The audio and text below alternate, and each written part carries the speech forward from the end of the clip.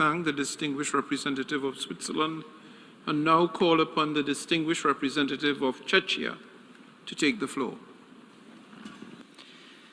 Mr. President, Hamas's terror has plunged Israel and Palestinian territories into a new spiral of violence in which civilians, both Israelis and Palestinians, are suffering gravely.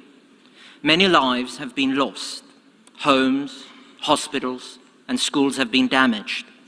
Hamas has embedded itself in civilian communities and is using innocent civilians as human shields.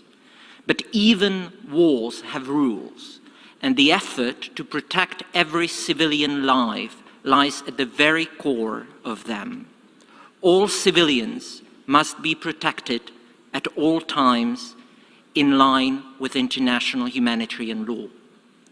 Mr. President, Czechia has condemned in the strongest possible terms the appalling terrorist attacks in which, in just one day, on the 7th of October, Hamas and other terrorist groups slaughtered over 1,400 men, women, and children. We have all seen the horrific accounts of these barbaric crimes. There's just no excuse, no justification for these atrocities. Over 200 people abducted and held hostage by Hamas must be released immediately and without any preconditions. We are unequivocal in our support for Israel's right to defend itself and its citizens against this terror and to protect its territory in line with international law. Mr. President, the humanitarian situation in Gaza has reached a critical point. The population is in urgent need of food, water, and medicine. We welcome the opening of the Rafah border crossing and the initial entry of essential aid. We support the calls to step up the delivery of the urgent humanitarian assistance while ensuring it is not abused by terrorists. The risk of spread of the conflict further to the region is imminent. An escalation of the conflict puts at risk the positive dynamics that the region has been working on. We commend the tireless diplomatic efforts to de-escalate the situation and to prevent the Hamas-Israel conflict to spiral into a regional war. To that end, actions that incite violence and escalate the conflict, as well as any support to the terrorist groups such as Hamas and the Palestinian Islamic Jihad, have to be rejected.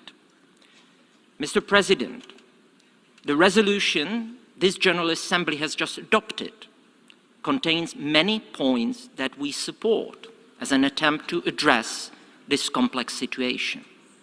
However, the resolution fails to condemn the terrorist attacks by Hamas on the 7th of October. There's no call for the unconditional release of all hostages taken by Hamas.